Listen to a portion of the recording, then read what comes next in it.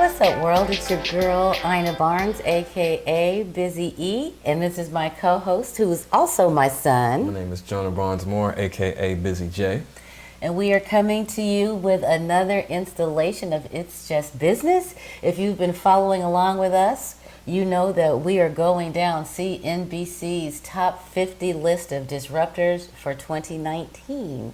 Yes. And we are working down that list. Today we are going to look at a company called, I'm going to say Synack, but it might be Synack. S-Y-N-A-C-K. Synack or S-Y-N-A-C-K. Synack. I don't know. Synack. We're not sure. I think it's, I don't know. Synack. Anyway, they're number 42. They're number 42. We're working our way up and or down the list as you would have it.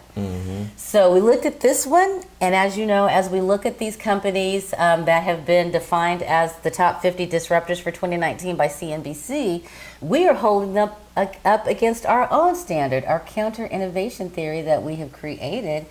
We have a standard by which we try to figure out and determine whether or not a company is truly disruptive and or innovative. Yes, we do. And we have metrics that we use to measure that. So, Jonah, why don't you tell them a little about the CIT, the counter-innovation theory, because at the end of the day, it really is your brainchild. Yes, it is. The counter-innovation theory is simply a way of looking at disruption. And so it also encompasses a process where it makes identifying disruption opportunities and competitors that are potentially disruptive easier. It makes in the process is simple, efficient, and predictable. So one of the criteria that we use are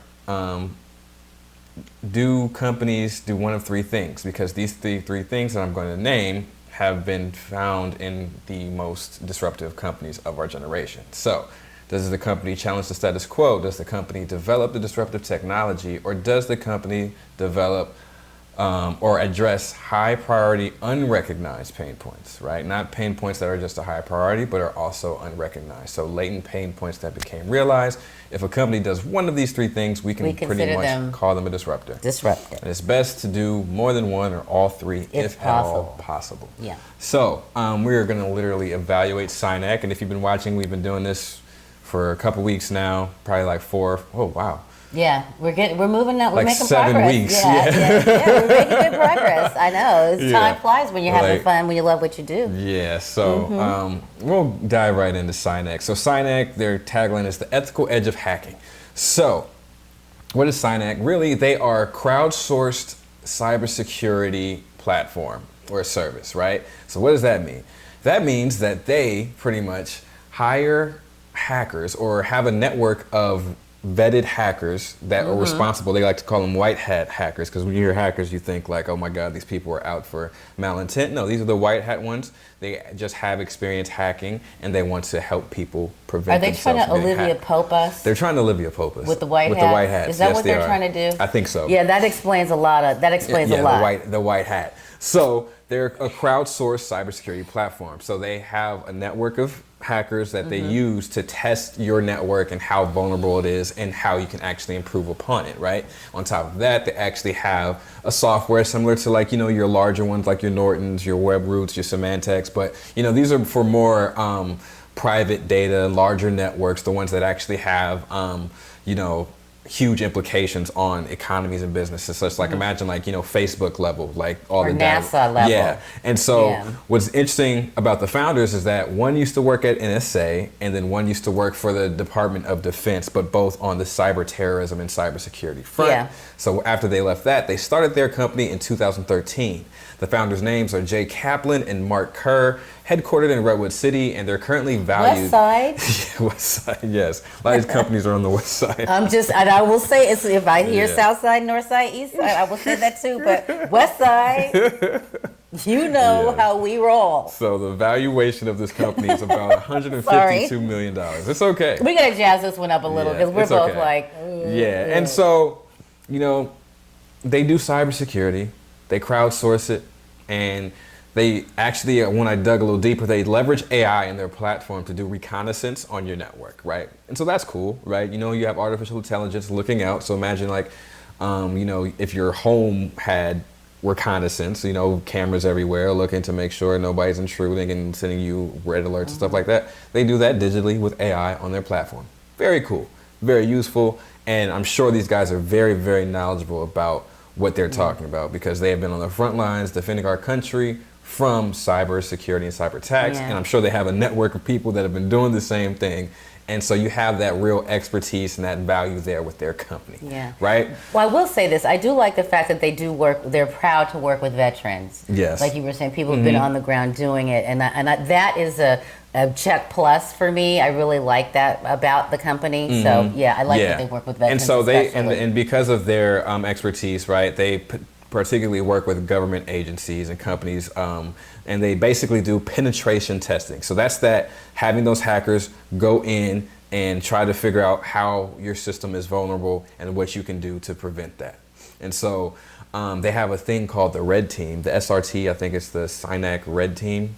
And that's where they tap into that network of these people that really know what they're doing.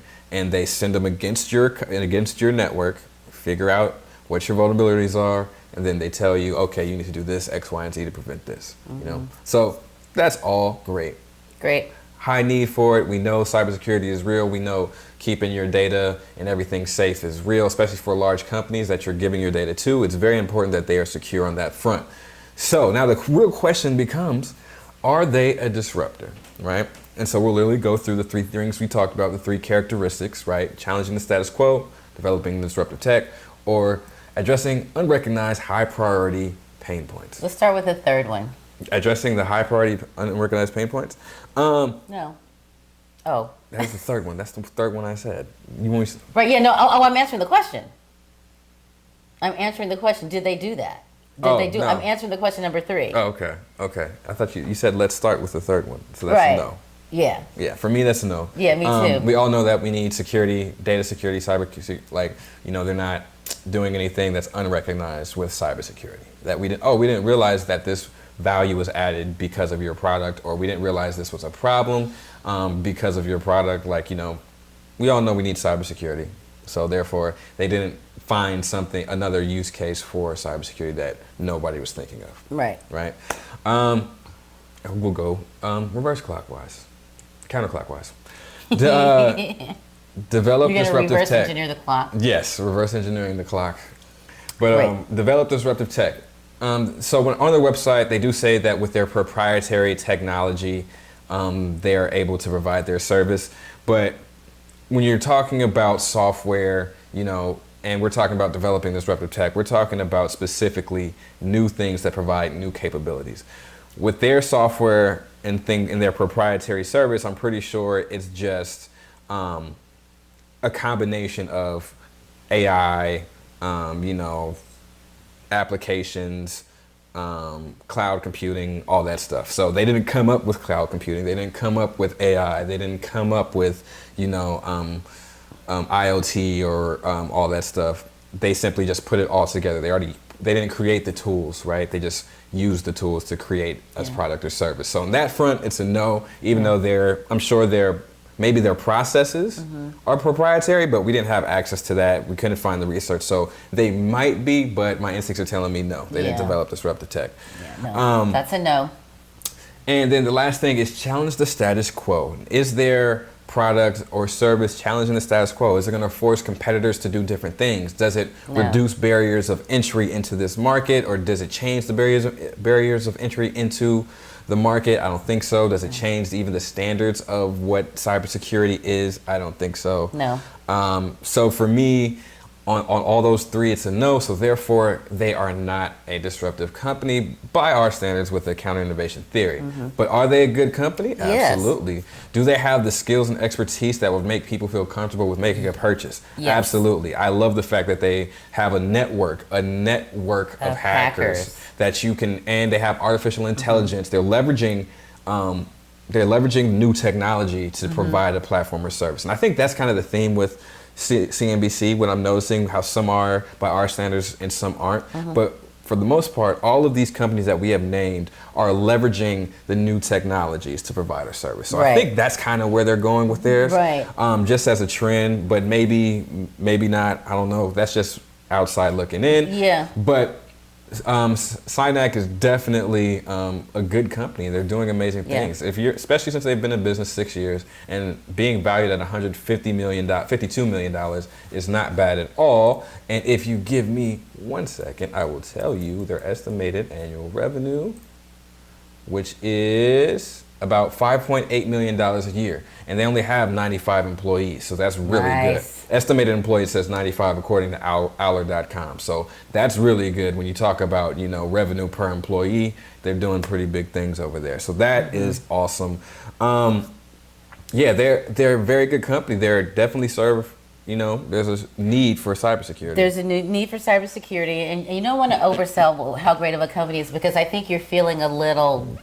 Yeah, I do. Because you're saying you're not really a disruptor according to our theory, but we really like you. It's like, I don't want to marry you, but you're a very nice girl. The you know, it's kind of like that. Yeah, put him in the friend zone. I want to keep you over the. I don't want us to not be friends. So it's okay. You don't have to over, you know, compensate for the fact that say you're not disruptive. We put Synack in the friend zone. We put a lot of these companies in the friend zone. Oh man. But you know, that's very sweet of you. You have a very kind heart. I appreciate that about you. But yeah, you know, your mother is a little thicker in her skin. So I would say friend zoned. Oh man. That's so funny. They want to be your friend. They want to be your friend. Yeah, but they're not. And it was interesting. They've been making the CNBC Disruptor list for like the past 3 or 4 years running. So that's what's interesting to me.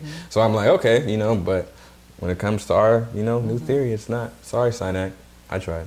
You tried very hard. You were trying to go. Yeah. It's okay. It's all right. Yeah. They got friend zoned. But yeah, so yeah, we're on the same page about that. Oh, all right. Yeah. Well, yeah. So that is Synack. That's Any last Synack. Comments or questions? No last comments. I like what they're doing, but you know, the fact that you have a network of hackers. You know. Yeah. It's it's great for your clients. It's great for your business. It's because I would want to, you know, I would want that kind of expertise looking at, you know, when I'm talking about my cybersecurity, wherever it might be or whatever it might be, I would want that level of expertise looking at it with eyes on it and hands on it, trying to breach it. Yeah. But it also says you traffic in hackers. Yeah. So, but well, you know, I'm very old school. I'm old school. Yeah, and that's a whole nother marketing conversation. Like, what are the underlying and subconscious, you know, messages you're saying to people? So you're saying like, oh, the ethical hackers, like you can't. An ethical hacker? Yeah, you can't. It's an oxymoron. Yeah. It's you know. And and I know what they mean, but based on public perception, that's just, you know, you don't want to do that. It's like a. But anyway, thank you guys for tuning in. Yeah, thanks a lot. If you want to learn more about Synack, please go check them out. They're at synack.com, and I'll also post I'll post something on our website, a link to their website, or no, to the list, the CNBC list, so you guys can check them out, read more up on the company if you wish. Yeah, and all the others that are on the list. Yeah. I think what we're excited about is we're at the end of this 50. These 50 companies that we take a little slightly deeper dive into to see how disruptive they are. I think that we're going to see a real pattern emerge, and that's why I like that I'm not getting ahead of it. I'm not like reading the entire 50 list and looking at all the companies. I'm like going through it kind of real time, so that you know, we can start to see the pattern emerge and what that pattern is. I don't know, but I'm looking forward to seeing what emerges for us around this, especially around the conversation of disruption. Absolutely. So definitely go check us out on jbmconsultants.org. We also have merchandise if you want to support us. This is the shirts, this is the hat. You know, we have hoodies as well. You should go check those out and support anywhere you can. Make sure you like, share, and subscribe. You know, show your support. If you get people in on the conversation, you know, maybe if you want to contact some people from Synack, like, look what they said. Look what they said about you. You know, but at the end of the day, and this is what you would say every time you want to friend zone someone. But you want to say every time you want to, you're trying to put somebody in the friend zone. Yeah, if you want to put somebody in the friend zone, that's what you tell them. You tell them it's not personal. It's just business. So thank you guys. Take care. We'll see you next time.